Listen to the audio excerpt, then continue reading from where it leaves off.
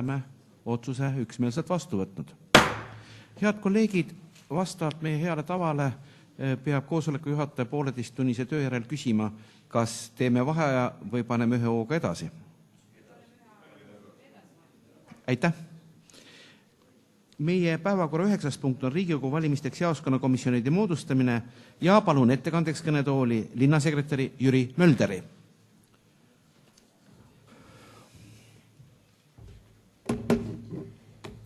Aitäh, austatud esimees, austatud volikogu liikmed, külalised.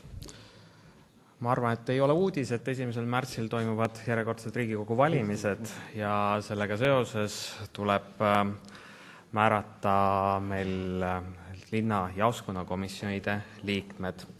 Kuna Tartu linnas on moodustatud 11 valimisjaoskonda, siis on ka jaoskonnakomisjone täpselt 11. Siinjuures on mul saalis viibijatel küsimus, kas keegi tunneb täpsemat huvi valimisjaoskondade piiride kohta, siis on võimalik see põhimõtteliselt linnakaardirakendusega seina peale kuvada või piisab teile sellest, kui ma ütlen, et piirid on täpselt samad, mis eelmistel valimistel? Arvatakse, et piisab. Selge. Jaoskonnakomisjonide moodustamispõhimõtted on kirjas Riigikogu valimise seaduses ja et väga lühidalt väljendudes on need siis järgmised.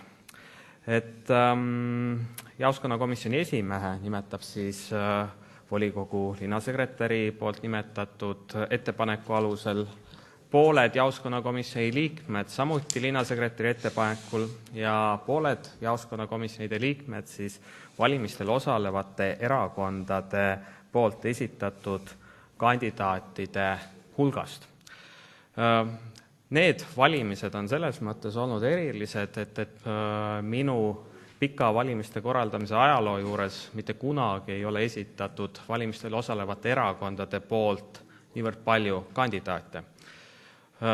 Esitas täisnimekirja kandidaatide osas jaoskonnakomisjonide esitas tervelt 6 erakonda, ehk siis 44 kohale on põhimõtteliselt 66 kandidaati, mis tähendas seda, et tuli lähtuda siis Riigikogu valimise seaduses sätestatud põhimõtetest ja et kõik erakonnad, kes oma kandidaadid nimetasid, siis said neid kohti proportsionaalselt, et mitte kellelegi ei ole püütud siin liiga teha.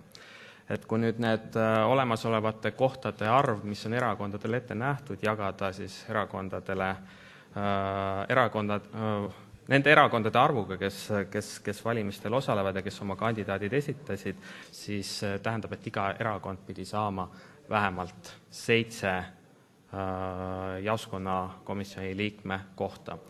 Ülejäänud kandidaadid, kes ei saanud jaoskonnakomisjoni põhiliikmeks, seaduse kohaselt nemad nimetatakse siis jaoskonnakomisjonide asendusliikmeteks ja et siis nemad saavad jaoskonnakomisjonide töös kaasa lüüa sellisel juhul, kui mõni põhiliige peaks ära langema, välja langema või siis kui näiteks kaubanduskeskustes me oleme päris tihti kaasanud ka jaoskonnakomisjoni liikmeid teatud valimistoimingute tegemisse, sest need toimingute maht on seal lihtsalt niivõrd erinev kui tavapärastes jaoskondades.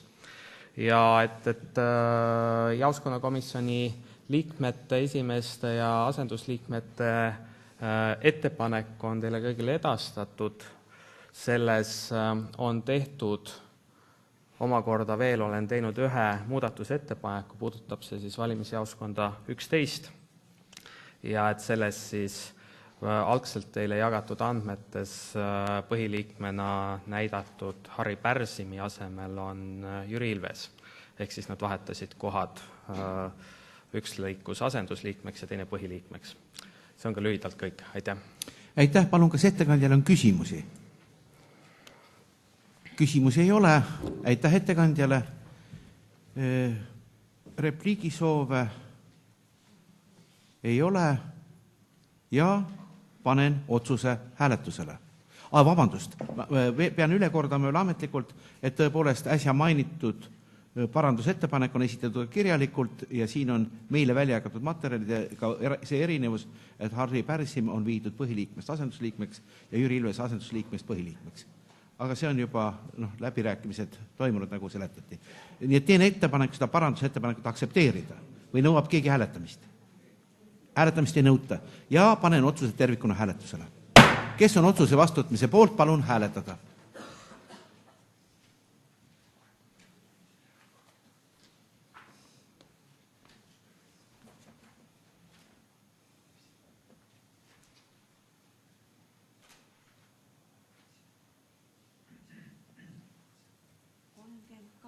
Poolt 38, palun hääletada, kes on vastu. Vastuhääli ei ole, sellega oleme otsuse üksmeelselt vastu võtnud.